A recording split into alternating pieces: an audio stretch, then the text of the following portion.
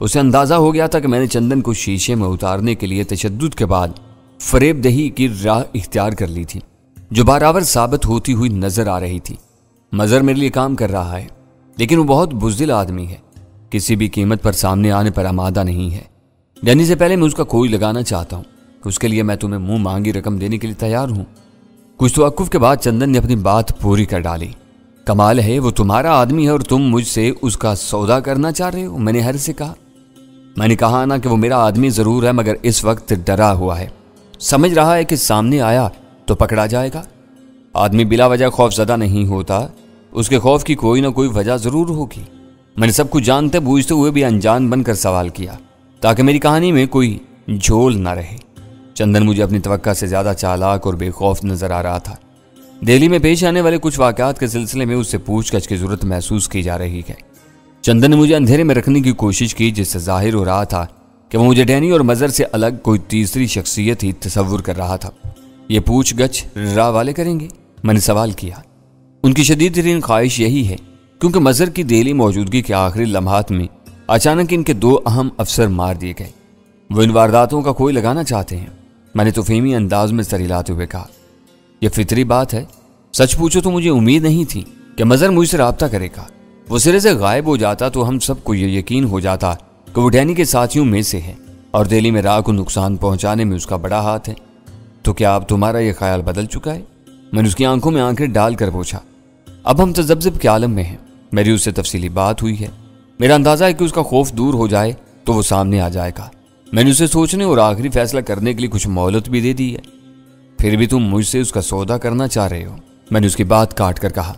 इसी वक्त एक आदमी चंदन के लिए कुर्सी ले आया। वो होले से कराते हुए कुर्सी पर बैठ गया।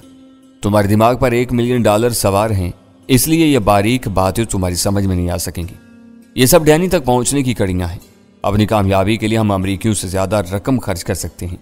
चंद लम्हों की खामोशी के बाद उसने जवाब दिया। यह बात समझ में नहीं आई कि मज़र कराची में है तो राह वाले उससे कैसे पूछगछ करेंगे। मैंने उसे कुरेदने की कोशिश जारी रखी। इस वक्त डैनी के खिलाफ हम CIA से मिलकर काम कर रहे हैं। मज़र हमारे हाथ ना आया तो उसे यहाँ की पुलिस पकड़ लेगी। राह की तरफ से CIA वाले इससे सब कुछ उगलवा लेंगे। पहली शर्त यही है कि वो किसी के हाथ आए। तुम उसके पैसे खरे क्यों नहीं कर लेते? तुम्हारी ये बातें सुनकर मुझे मलाल हो रहा है कि हमारी पहले मुलाकात क्यों नहीं हुई। मुझे ये सब मालूम होता तो मैं 1 मिलियन से पहले भी लंबा हाथ मार लेता। मज़र के लिए 5-7 लाख रुपए दे सकते हो? मैंने हरीसाना अंदाज में पूछा। उसे ले आओ, मैं तुम्हें 10 लाख नकद की गारंटी देता हूँ। चंदन ने बेचैनी से पेशकश की। ओह, मैंने अपने दाने से एक ताज्जुब अंगेज बेसाख्ता से आवाज़ निकाली।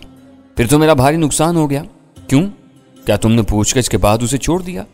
चंदन मुस्रिबाना अंदाज में अपनी कुर्सी पर पहलू बदल कर बोला। छोड़ने में क्या रखा था, उसे फिर उठा लेता।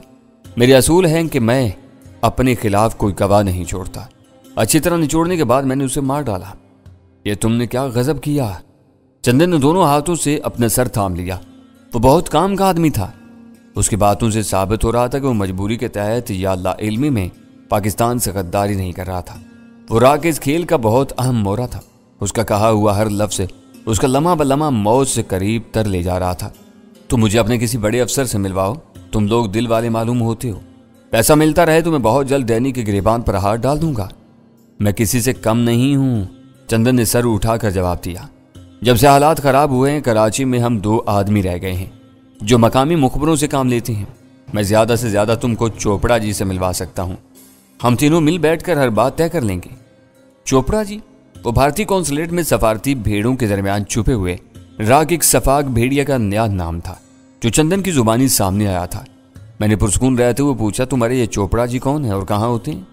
वो कौंसल खाने के इंफॉर्मेशन ऑफिसर हैं। मैं कल ही तुम्हें उनसे मिलवा दूंगा। तुम ये बताओ कि मज़र की लाश कहाँ है? उसके ज़हन पर मज़र का नाम बुरी तरह सवार था कि वो किसी तरह इसे भूलने पर आवादा नहीं था। मेवा शाह की एक पुरानी कब्र में उसकी बेकफन लाश पड़ी हुई होगी। मैंने बेपरवायाना सफाकी से जवाब दिया। अब हमारे दरमियान दोस्ती हो गई है। मैं हर सूरत में तुम्हें कुछ न कुछ फ़ायदा पहुंचाना चाहता हूं ताकि हमारा रिश्ता मजबूत हो। तुम उसकी लाश निकाल कर ले आओ, मैं तुम्हें उसके भी 2 लाख रुपए दिलवा दूंगा। उसे किसी नए ख्याल के तहत पेशकश की। मेरे लिए वो चौंकने का मौका नहीं था। उसकी सोच का हर धारा भारत का रुख बह रहा था। मज़र खान की लाश भी भारतीयों के लिए कारआमद थी। पाकिस्तान ने सरकारी सतह पर मज़र और गजाला की वापसी के लिए जो दबाव डाला हुआ था उसके खात्मे के लिए मजहर की लाश भी काफी थी। उसकी कराची में मौजूदगी साबित होते ही भारतीय हुकूमत दबाव से निकल जाती। वो बहुत दूर की बात थी जो चंदन ने बैठे बैठे सोच ली थी। मरा हुआ हाथी भी 1.25 लाख का तो सुना था, तुम मरे हुए मजहर की बोली 2 लाख लगा रहे हो, इसमें तुम्हारा कोई कमीशन तो नहीं है? मैंने हैरत से पूछा। कमीशन बीच के आदमी लेते हैं, मैं मालिक बनकर तुमसे सौदा कर रहा हूँ, तुम्हें पूरी रकम मिलेगी। शराफत से काम लेकर उससे जो कुछ उगलवाया जा सकता था वो सामने आ चुका था। मैंने पैंतरा बदल कर कहा, मजहर की लाश भारतीयों की जरूरत है, तुम पाकिस्तानी हो, मालिक कैसे बन गए? तुम्हारी हैसियत बीच के एक जलील और बेजमीर आदमी से ज्यादा नहीं है। वो भड़क कर कुर्सी से उठ गया, उसकी आंखें हैरत और खौफ से फैल गई थी। ये तुम क्या कह रहे हो, कैसी बातें कर रहे हो? अब तक तुम्हारे साथ ड्रामा हो रहा था। सुल्तान शाह ने मौका गनीमत जानकर जुबान खोली। असल और सही बातें यही हैं, तुम सब फराड हो, मुझे घेर कर दहशत ज़दा कर रहे हो। अब मैं तुम्हारी किसी बात पर यकीन नहीं करूंगा। वो बौखलाकर तकरीबन चीख पड़ा। उसके तेवरों से नजर आ रहा था कि मेरे तेवर बदलते ही वो बुरी तरह वहशत ज़दा हो गया था और मौका पाते ही दरवाजे की तरफ दौड़ लगा सकता था। मैंने फुर्ती से भीम गन अपनी जेब से निकाली और कुर्सी से उठकर उस पर तान ली। वो किसी की परवाह किए बगैर दौड़ पड़ा। मैंने ललकार कर उसे रोकने की कोशिश की, मगर उसने मेरी एक न सुनी। इससे पहले कि एसटीएफ का कोई जवान उकाब की तरह उस पर झपटता, मैंने नीकर के नीचे से झांकती हुई उसकी दाहिनी पिंडली पर बीम गन फायर करके अपने हाथ को दाएं से बाएं तरफ खफीफ सी जुम्बिश दी और दौड़ते दौड़ते उसकी वो पिंडली घुटने से कटकर बरामदे में उछलकर दूर जा गिरी। चंदन चीखता हुआ मुंह के बल फर्श पर गिर गया। एक तरफ चंदन की कटी हुई जिंदा पिंडली फर्श पर फुदक रही थी, दूसरी तरफ चंदन का हाल अबतर था। उसकी कुछ समझ में नहीं आ सका कि उसके साथ यकायक हुआ क्या था। भीमगन के नन्हे से नोजल से खारिज होने वाली नीलकुल लेजर शुआओं ने खून का एक कतरा बहाए बगैर उसकी दाहिनी टांग के 2 टुकड़े कर दिए थे। उसके गिरने पर हम तीनों भी बाहर निकल आए। एसटीएफ के चारों आदमी हैरत और बेयकीनी से चंदन की तड़पती हुई पिंडली को देख रहे थे। इसे अंदर घसीट लाओ, मैंने हदायत की। पिंडली बेजान हो जाए तो इसे कहीं ठिकाने लगा देना। तुम सब सफाक दरिंदे हो। घसीटे जाने पर चंदन बिलबिला उठा। अपने आदमियों के बल पर मुझे अकेले को हरासा कर रहे हो? इन लोगों के नाम बताओ जो यहां तुम्हारे लिए काम करते हैं। मैंने सफाखाना लहजे में सवाल किया। मैं कुछ नहीं जानता, मैं तुम हरामियों को कुछ नहीं बताऊंगा। तुम सब भी डैनी के चेले चांटे लगते हो, वो कराते हुए गुर्राया। सुल्तान शाह ने उसके जले हुए घुटने पर ठोकर मारी। वो तड़प उठा। लेजर शुआओं ने उसकी जिल्द से हड्डियों तक को इस नफासत से काटा था कि सब कुछ धुआं बनकर फिजा में तहलील हो गया था। इस जख्म से खून की एक बूंद भी नहीं निकली थी, मगर सुल्तान शाह की ठोकर पड़ते ही इस स्याह जख्म से खून जारी हो गया। तुम किसी चेले से नहीं, अभी तक डैनी उर्फ मजर खान से हम कलाम थे। सुल्तान शाह ने काटदार लहजे में उसे मुतल्ला किया। डैनी? चंदन के होंठों से पंसी पंसी और वहशतनाक आवाज बरामद हुई। उसने अपना खून आलूद चेहरा फर्श से उठाकर मेरी तरफ देखा और फिर मायूसी से गर्दन डाल दी। मुझे मालूम है कि तुम मुझे जिंदा नहीं छोड़ोगे। मेरा खेल खत्म हो गया। मैंने तुमसे नाम पूछे थे, मैंने दुरुस्त लहजे में पूछा। मैं कुछ नहीं बताऊंगा। मुझे तुम मुसलमानों से नफरत है। मुझे मालूम है कि तुम भी मुझसे नफरत करते हो और मुझे मार दोगे। हम तुमसे नफरत नहीं करते, मगर तुम्हारी गद्दारी से जरूर नफरत करते हैं। मैंने भीमगन को अपनी उंगली पर नचाते हुए तहम्मुल से जवाब दिया। तुम पाकिस्तान के अकलौते हिंदू नहीं हो। क्या सिंध, पंजाब और पूरे पाकिस्तान में शायद लाखों हिंदू रहते हैं। वो आराम से अपनी रोजी कमाते हैं और सुख चैन से रहते हैं। वो इस जमीन के वफादार हैं। जमीन इनको अपनी अमान में लिया हुआ है। तुम्हारे जैसी हरकतें कोई मुसलमान करेगा तो वो भी हमारी इतनी ही नफरत का निशाना बनेगा। अपनी हरकतों की बात करो, मजहब को बीच में ना लाओ। मुझसे बकवास मत करो, मैंने तारीख पढ़ी है। वो हल्के बल हजानी अंदाज में चीखा। हिंद हिंदू का था, हिंदू का है और हिंदू ही का रहेगा। तुम मुसले बाहर से आए हुए हमलावर हो, तुम्हारे इस मिट्टी पर कोई हक नहीं है। हम तुम्हें और तुम्हारे नाप पाकिस्तान को मसल देंगे। मुझसे पहले सुल्तान शाह तरारे में आ गया और उसने बढ़कर चंदन के मोहताज वजूद को ठोकरों पर रख लिया। कुत्ते, तू इतनी देर से हमें गालियां दे रहा था, मगर हम बर्दाश्त कर रहे थे। अब तूने हमारे वतन को गाली दी है तो मैं तुझे नहीं बख्शूंगा, तेरे टुकड़े कर दूंगा। उसके बदन पर नीकर के सिवा कोई लिबास नहीं था। शहजादी की हरारत आ गई और नरमो नाजुक आगोश से निकलकर वो अचानक स्टेशन 4 की उस संगलास कोठड़ी में पहुंच गया था जहां उस पर रहम खाने वाला कोई नहीं था। सुल्तान शाह की हर ठोकर से उसका बदन उधड़ता जा रहा था। नंगे बदन पर नील और ताज़ा जख्म नमूदार हो रहे थे। चंदन तकलीफ और अजियत से तड़पता और बुलबुलाता रहा, लेकिन उसका घमंड नहीं टूटा। وہ چیخ چیخ کر ہمیں اور دنیا کے سارے مسلمانوں کو گالیاں دے رہا تھا، کوس رہا تھا۔ وہ ندامت کے اظہار پر آمادہ تھا، نہ معافی کا طلبگار تھا۔ اس کے بارے میں میرا اولین اندازہ آخرکار صحیح ثابت ہو رہا تھا۔ چندن پڑتے پڑتے نڈھال نہیں ہوا، وہ حلق پھاڑ پھاڑ کر چیخ رہا تھا۔ شاید اسے امید رہی ہوگی کہ اس کی جگر خراش چیخیں سن کر کوئی نہ کوئی اس کی مدد کو آ پہنچے گا اور ہم اسے یوں ہی چھوڑ دیں گے، بلکہ چھوڑ چھاڑ کر بھاگ جائیں گے۔ اسے اندازہ نہیں تھا کہ اسٹیشن 4 کے حدود میں فولاد سے بنے ہوئے جوانوں کا نشیمن تھا، جن کا دل اپنے دشمنوں کے لیے پتھر تھے۔ آخرکار سلطان شاہ اسے مارتے مارتے تھک گیا اور ہانپتا ہوا پیچھے ہٹ گیا۔ میں نے لمحہ بھر کے لیے سوچا چندن کو زندہ رکھنے کا کوئی فائدہ نہیں تھا۔ وہ اس قدر ہٹ دھرم اور ضدی تھا کہ کچھ بھی نہ اگلتا۔ اسے باتوں کا فریب دے کر جو کچھ اگلوا لیا گیا تھا وہی کافی تھا۔ اگر اس کی لاش لیری والا اجلاس شروع ہونے سے پہلے منظر عام پر آ جاتی تو زیادہ بہتر ہوتا۔ اٹھو اور اپنے ہاتھوں سے اسے کیفر کردار کو پہنچا دو، میں نے دھیرے سے سلطان شاہ سے کہا۔ اس نے اپنی سرخ اور سلگتی ہوئی آنکھوں سے ایک بار میری طرف دیکھا اور پھر اپنی نظریں جھکا لیں۔ کرسی سے اٹھتے ہوئے اس نے اپنی جیب سے ریوالور نکال لیا جو چندن کے اغوا کی مہم سر کرنے کے لیے اس نے گھر سے اپنے ساتھ لیا تھا۔ چندن کی تقدیر کا فیصلہ کرنے کے لیے مجھے کسی رازداری کی ضرورت نہیں تھی، پھر بھی میں نے سلطان شاہ کو نیچی آواز میں ہدایت دی تھی، مگر قدموں کی بڑھتی ہوئی آہٹیں سننے کے لیے شاید چندن کے کان زیادہ حساس ہو چکے تھے۔ اسے میری کہی ہوئی بات سن لی اور اس کی زبان سے غلیظ گالیوں کا ایک ثقیل دریا بہہ نکلا۔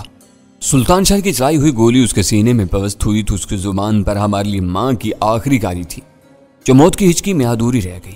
وہ چند لمحوں کے لیے فرش پر تڑپا اور پھر بے جان ہو گیا۔ آج میں نے جتنی گالیاں چندن سے کھائی ہیں اتنی زندگی بھر نہیں کھائی ہوں گی۔ سلطان شاہ نے افسوس ظاہر کیا۔ ہر بات کبھی نہ کبھی زندگی میں پہلی بار ہوتی ہے۔ اول خان نے پیٹھ تھپکتے ہوئے اسے تسلی دی۔ آدمی ماں کے پیٹ سے کوئی تجربہ لے کر اس دنیا میں نہیں آتا۔ چندن کی دی ہوئی ان گالیوں میں ہم بھی حصے دار تھے، تم اکیلے نہیں تھے۔ اس منحوس کی لاش کو اب کسی گٹر میں پھینک دینا چاہیے۔ سلطان شاہ نے حقارت سے مشورہ دیا۔ گٹر بند ہو جائے گا اور شہر میں گندگی پھیلے گی، میں نے ہنس کر جواب دیا۔ سب سے پہلے اس کی داہنی ران کا کچھ حصہ کاٹنا ہوگا، پھر یہ لاش کسی کنڈی دان میں ڈال دیں گے۔ اس مردے کی ران کا کیا کیا جائے گا؟ اول خان نے بے ساختہ حیرت سے پوچھا۔ میں امرتسر والی غلطی کا عادہ نہیں کرنا چاہتا۔ مشتل ہو کر میں اس پر بیم گن فائر کر بیٹھا۔ یہ غلطی تھی۔ چندن کی لاش جوں کی توں پھینکی گئی تو جھلسا ہوا گھٹنا بہت کچھ ظاہر کر دے گا اور ہمارے دشمنوں کو کھل کر کھیلنے کا موقع مل جائے گا۔ دونوں نے گہری سنجیدگی کے ساتھ مجھ سے اتفاق کیا۔ اول خان قدرے جھلا بھی گیا کہ ایسی اہم مگر ٹیڑھی باتیں اسے کیوں نہیں سوچتی۔ اول خان نے اپنے آدمیوں کو چندن کی لاش کے بارے میں ہدایات دیں۔ لاش سے الگ کیے جانے والے تازہ حصے کو داہنی ٹانگ کے ساتھ کسی محفوظ مقام پر دفن کرنا تھا تاکہ اس کا کبھی بھی سراغ نہ لگایا جا سکے۔ اس کام کے بعد لاش کو شہر کے کسی کوڑے دان میں ڈال دینا تھا۔ میں مردوں کی بے حرمتی کا کبھی بھی قائل نہیں رہا تھا۔ مرنے کے بعد بڑے سے بڑے حریف سے بھی دشمنی ختم ہو جاتی تھی، لیکن چندن کا معاملہ مختلف تھا۔ اس کا لیزر سے جلا ہوا گھٹنا جسم سے الگ نہ کیا جاتا تو پوسٹ مارٹم میں وہ راز فاش ہو جاتا۔ اس کے پوسٹ مارٹم کی رپورٹ کو بھارت کے سفارتی افسران سے پوشیدہ رکھنا کسی طرح ممکن نہیں تھا۔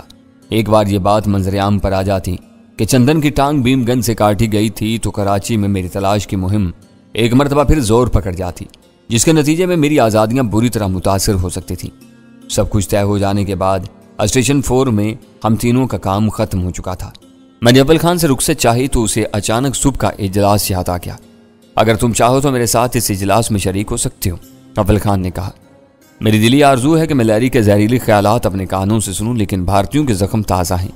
میں ابھی دہلی سے واپس آیا ہوں، وہاں کسی نے پہچان لیا تو میرے لیے ناقابل تصور دشواریاں پیدا ہو جائیں گی، میں نے فکر مندی سے کہا۔ اول خان ہنس پڑا۔ معلوم ہوتا ہے کہ چندن گردانی کو جہنم واصل کرتے ہی تمہارے ذہن پر نیند نے حملہ کر دیا ہے۔ اس نے یہ کہہ کر اپنی رسٹ واچ پر ایک نگاہ ڈالی اور بات جاری رکھی۔ اس وقت 2:30 بج رہے ہیں، یہ گہری نیند کا وقت ہوتا ہے۔ میں واقعی تھک گیا ہوں اور غنودگی محسوس کر رہا ہوں، میں نے اعتراف کیا۔ وہاں لیری کے سوا سب اپنے آدمی ہوں گے، تم کو کون پہچانے گا؟ آج کل تمہارے کئی نام چل رہے ہیں، لیری کے لیے ایک نیا نام اور صحیح، وہ بولا۔ ابھی میں چلتا ہوں، صبح فون پر بات ہو جائے گی، میں نے بات ٹالتے ہوئے کہا۔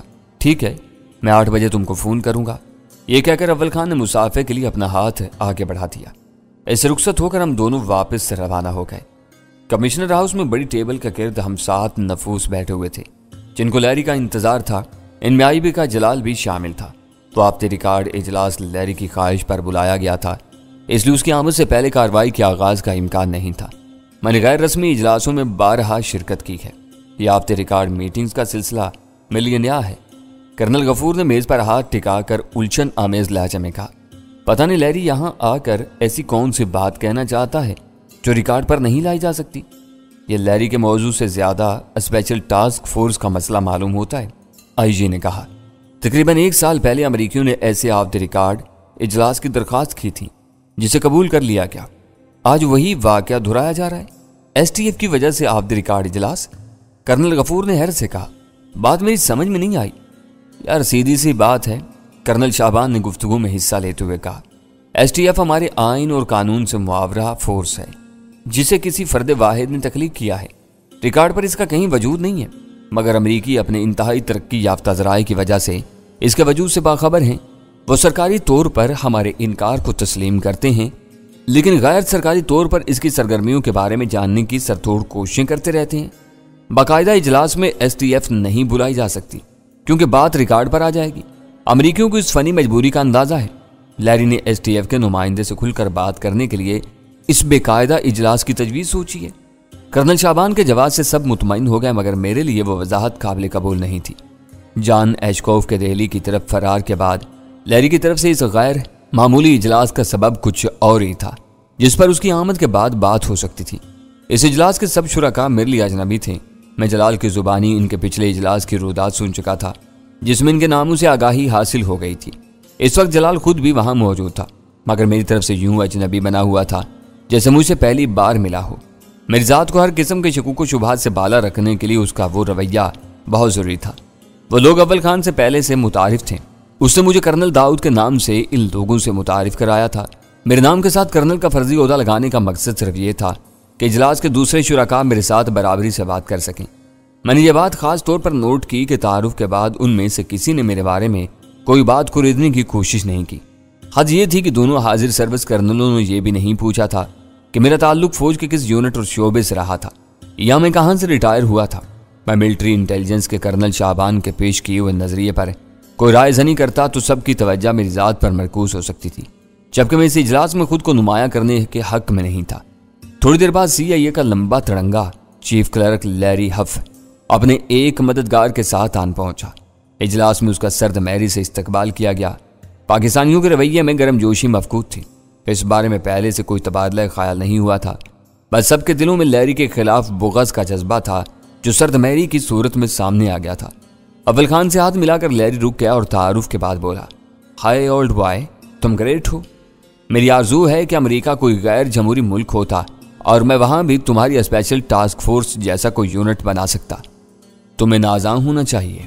اول خان کے سٹ پٹا جانے پر میں نے گفتگو میں دخل انداز ہونا ضروری سمجھا اور کہا، امریکی اپنی جمہوریت کے گن گاتے ہیں، مگر ان کے ناک کے نیچے ایس ٹی ایف سے 1000 درجے زیادہ خود مختار طاقت ہر وقت فعال رہتی ہے۔ وہ کون سی طاقت ہے؟ لیری اول خان کا ہاتھ چھوڑ کر میری طرف متوجہ ہو گیا۔ کیا میں تمہارا تعارف حاصل کر سکتا ہوں؟ Colonel Daud from S T F, میں نے سباڑ لہجے میں کہا، اور لیری کا بڑا ہوا ہاتھ اپنی دائنی ہتھیلی میں تھام لیا۔ رسمی کلمات ادا کرتے ہوئے لیری نے مسافے میں اپنی غیر معمولی طاقت کا مظاہرہ کرنا چاہا۔ میں نے گرم جوشی کی آڑ میں اس کے ہاتھ کو بے طرح دبا کر ایسا جھٹکا دیا کہ وہ گرانڈ ہل امریکی سی کر کے رہ گیا۔ میں سی آئی اے کی بات کر رہا تھا، تمہاری تنظیم بہت طاقتور اور فعال ہے۔ مزاج پرسی کے بعد میں نے اپنی بات مکمل کر دی۔ اوہ نو، اس نے اپنے سر کو زور سے بائیں طرف جھٹک کر کہا، سی آئی اے ایک جمہوری ملک کا مضبوط آئینی ادارہ ہے۔ ادارہ آئینی ہے، مگر میں اس کی سرگرمیوں کی بات کر رہا تھا، میں نے کہا، اور حال کہکوں سے گونج اٹھا۔ میں نے اپنی بات جاری رکھی۔ سرکاری رازوں کے قوانین کے تحت مقرر کی ہوئی مدت ختم ہونے کے بعد جو باتیں منظر-عام پر آتی رہتی ہیں، ان سے ثابت ہوتا ہے کہ سی آئی اے ایشیا، افریقہ اور جنوبی امریکہ میں اپنے مینڈیٹ سے بڑھ کر سازشیں کرتی رہی ہے۔ یہی نہیں بلکہ سی آئی اے پر بعض امریکی صدروں کی درون خانہ مخالفت کا الزام بھی ہے۔ لیری نے اپنی خفت چھپانے کے لیے کھسیایا ہوا ایک بے جان کہکا لگایا اور بزرگانہ انداز میں میری پشت پر ہاتھ مار کر بولا، سی آئی اے کے بارے میں تم شاید بہت پڑھتے رہتے ہو۔ ہمارے یہاں اظہار خیال کی آزادی سے ناجائز فائدہ اٹھا کر بہت سے مصنف رائے کا پہاڑ بنا کر سی آئی اے کے خلاف کتابیں لکھتے رہتے ہیں۔ ان میں حقیقت سے کہیں زیادہ افسانے ہوتے ہیں۔ تم جیسے ذمہ دار اور عملی افسر کو ایسی ردی کتابوں سے دور رہنا چاہیے۔ مجھے جواب دیتا ہوا وہ اپنی نشست پر جا بیٹھا۔ اس کا مددگار اس کے بائیں ہاتھ پر تھا۔